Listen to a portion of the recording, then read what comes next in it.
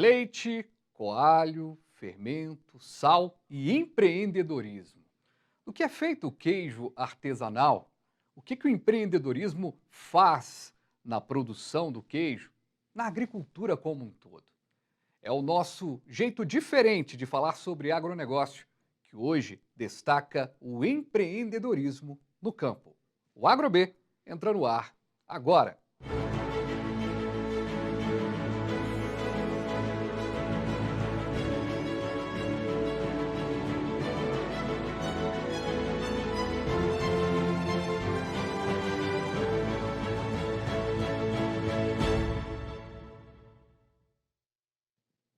Que bom, mas que bom que você está aqui comigo no canal Viver Brasil, aqui no 527 Claro HD, no Claro 9 Analógico, no youtube.com/canal Viver Brasil. Hoje a gente vai falar de empreendedorismo, vai falar do queijo Minas artesanal, vai falar sobre o empreendedorismo na agricultura como um todo. E para falar dessa questão do queijo, eu tenho a honra de receber aqui nos estúdios do canal Viver Brasil, Ricardo Augusto Boscaro, consultor de agronegócio do Sebrae Minas. Muito obrigado, viu, pela sua presença aqui com a gente. Você que está militando nessa área já há alguns anos, né, Ricardo? Exato. Obrigado vocês, Fabiano, pelo convite. É um prazer estar aqui com vocês. Já trabalhei muito com queijo de indústria, né, mas desde 2013 que a gente trabalha com queijo artesanal dentro do Sebrae, com ações e projetos aí por todo o estado. Para a gente começar, você que está dentro de uma instituição que é a cara do empreendedorismo, uma instituição que não precisa nem de tradução para a gente saber que é empreendedorismo, não precisa nem saber o que significa Sebrae para dizer que é empreendedorismo. O empreendedorismo transforma a vida das pessoas no campo? Com certeza, Fabiano. É interessante você fazer essa pergunta da forma que você fez, né? Porque o propósito do Sebrae Minas é exatamente impulsionar o empreendedorismo para transformar vidas. Isso vale tanto para o empresário do urbano, né, quanto no rural. Então, o empreendedorismo é a base do nosso trabalho com o pequeno produtor rural também, né, com o empresário do campo, né, mostrar para ele a importância de tratar o negócio dele, a fazenda dele como negócio. E nessa questão de falar sobre negócios, aqui no AgroB, a gente sempre trouxe e sempre traz o destaque do empreendedorismo, e esse programa é especial sobre empreendedorismo, não é à toa. E a gente vai fazer a primeira participação aqui do programa de um produtor de queijo muito interessante, produtor de uma agroindústria, na verdade, na região das Matas de Minas Gerais. Vamos acompanhar. São alguns anos, eu sou a quinta geração na família na produção de queijo aqui na Serra da Canastra. Na verdade, eu sou arquiteto por formação, me formei em Belo Horizonte, e durante o intercâmbio, né, que eu fiz a conclusão da minha faculdade na Itália, eu tive a oportunidade de ver de perto aquilo que o meu pai sempre me falou da valorização da produção artesanal, né, do quanto isso é rico e do quanto isso é importante para a preservação da cultura e a história de um país.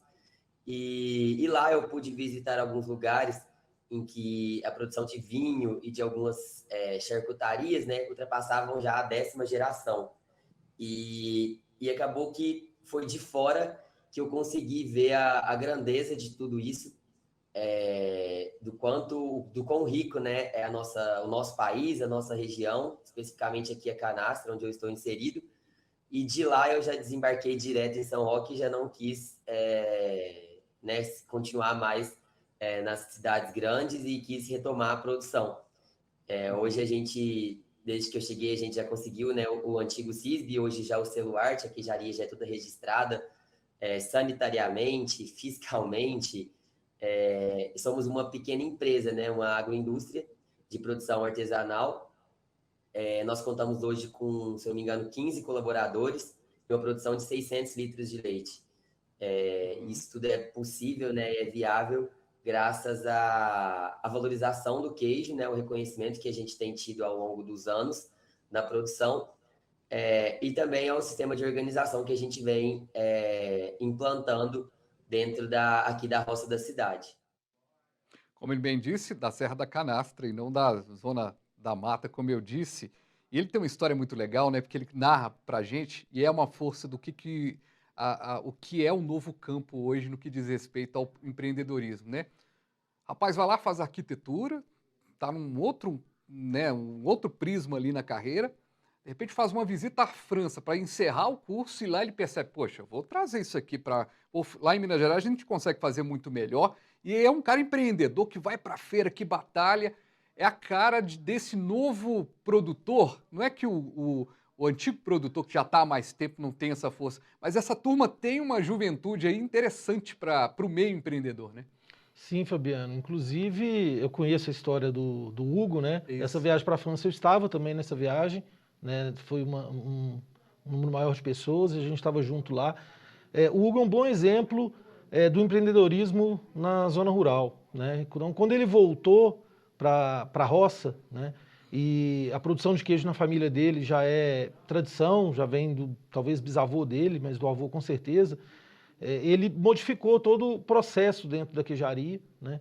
Implantando controles, ele mesmo fala, né? Controle fiscal, ele tem todo o controle de gestão de vendas, de estoque, de custos dentro da queijaria. Logicamente que isso não são todos que estão fazendo isso, né? Muito pelo contrário, a gente tem uma minoria que está implantando hoje um sistema de gestão dentro das queijarias, por ser pequenos produtores, muitas vezes mão de obra familiar, né? Mas a gente tem exemplos como o do Hugo, a gente tem outros exemplos no estado, muitas vezes de filhos voltando para a fazenda para tocar o negócio do pai, né, o negócio da mãe, e implantando novos sistemas assim de controle, de gestão e inovando de alguma forma a produção de queijo artesanal. Agora, curiosamente, empreender não tem idade. E, aliás, nem tem muita matemática. É a história que a gente vai acompanhar agora de alguém que começou... Explica, como é que você começou a produção? Eu comecei por ser mineiro primeiro, né? E tinha um terreno aqui no Cerro e queria saber o que fazer com esse terreno. Até que descobri que o nosso queijo tinha condição de alguém trabalhar nele, da minha família. E esse alguém era eu. Aí eu vim fazer queijo em 2016. Então, eu sou muito recente nesse caso. O meu caso não é a máxima da região. A região aqui, a maioria dos nossos companheiros aqui, dos nossos associados queijeiros, é de quarta, quinta geração. Zé Ricardo, um lugar que quase não tem queijo, né? Cerro, né? Quase não tem queijo. Pois é, a história dele já é diferente, né? Ele começa, ele cria, né? Ele já é um cara que vivido, tem uma história de vida ali em outras profissões e tudo mais, e ele começa a criar uma geração, até falava com ele aqui no programa, criar uma geração de queijo na família, de produção de queijo na família, né? Exato. Eu também conheço a história do Zé Ricardo, né? Eu conheço a fazenda dele, a produção dele. A gente está sempre em contato. Ele hoje é o presidente da associação, inclusive, dos produtores de queijo da região do Cerro. E realmente a história dele é diferente do Hugo, né? O Zé Ricardo, depois que aposentou, ele resolveu ir para a roça e fazer queijo e cultivar uma tradição de uma região tão rica, né? Uma das mais antigas produtoras do estado, que é a região do Cerro. E o toco? Você conhece? Conheço o toco também, lá de Porteirinha. E o telespectador vai conhecer agora também. Ele já não é nem o queijo, é o requeijão moreno. Vamos ver. Eu quis resgatar essa cultura, mas de um modo que eu traga qualidade, né? Traga segurança alimentar, que eu possa mostrar para os clientes, para o Brasil, que é um produto que você pode trabalhar com segurança alimentar. Então, eu quis resgatar essa cultura, que é uma cultura muito bonita, né? Que é o requeijão moreno. Né? O pessoal conhece como requeijão do norte, uns conhece como requeijão moreno. Né? Então, é um produto que eu amo fazer ele, né? Então, e gosto de consumir também. E eu resgatei isso aí, vem dos bisavós e vem passando de geração para os avós e vem passando. Eu resgatei isso aí e espero que, né, quero passar para o meu filho e para as próximas gerações um produto regularizado, um produto com qualidade, um produto que seja, né, apto para ser consumido. Percebeu? Olha só, a gente trouxe alguém que tinha tudo para não ir para a produção de queijo e foi. Teve um que se aposentou e começou a produção de queijo. E o Toco começou na jornada já da família, só que ele tem um incremento do empreendedorismo que é muito legal, porque ele criou marca no que era produzido. Né? Exato. A história do Toco também é muito interessante. Ele começou assim, do nada praticamente, né? E foi reformando a queijaria dele, a unidade produtiva dele. Hoje ele já ampliou, inclusive. E ele não fica com esse espírito dele de vontade de fazer, de empreendedorismo só para ele também, né? Ele assumiu a Associação Regional de Produtores lá, e ele é um grande incentivador na região dos produtores de queijo, inclusive, de requeijão e de outros tipos de queijo, para investirem na produção, para se regularizarem, né, para ganhar mercado. Então o Toco também é um grande exemplo de empreendedor, né? O cara que começou numa região de tradição de produção de queijos em geral, mas que investiu muito no sonho dele, na vontade dele, e tem excelentes produtos, inclusive, ganhando cada dia mais mercado.